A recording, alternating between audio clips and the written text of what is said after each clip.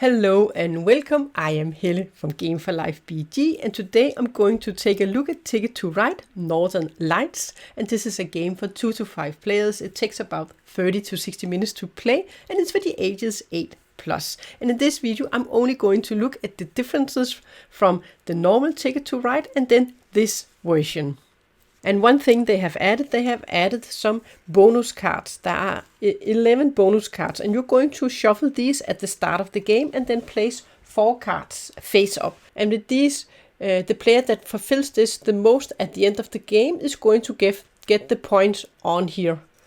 So there are different goals you can go for, and this is only something you're going to count points for at the end of the game. So this one, for example, is the player that has most of these that only requires 1 train.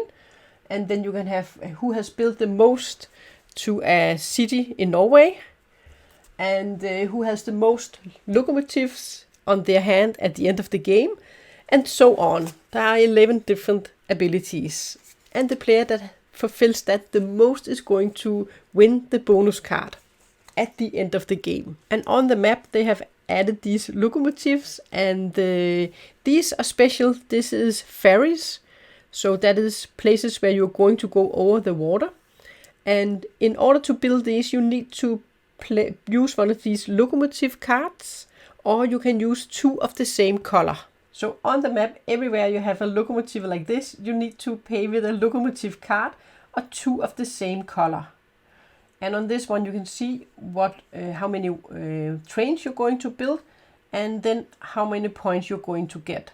And when you build one of these and you see this symbol with a plus and then a number, this means you may draw that many cards from the top of the deck.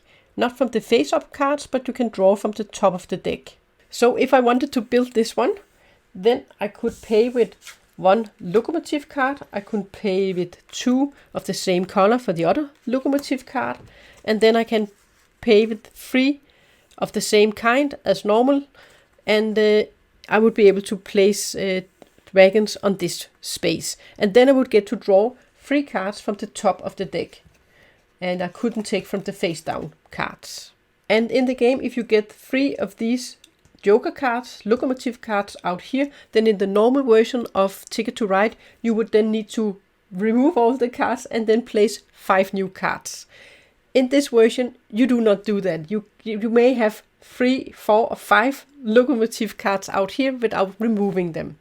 But still, if you want to take one of these, you still can only take 1 card as in the normal version.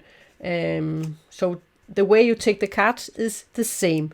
And also with all of these different goal cards, they are still 2 cities which you have to connect, and then you can earn victory points if you connect them. And if you do not connect them, then they will score you minus points at the end of the game, like in the normal Ticket to Ride.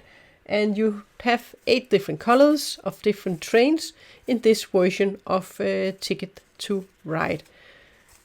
So the different things is you have these ferry routes where you need to pay with locomotive cards or 2 of the same color, and some of them will have a bonus, so you can draw some cards.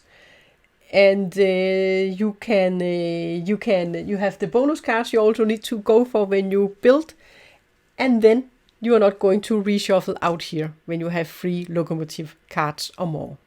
So that is the differences from the normal Ticket to Ride.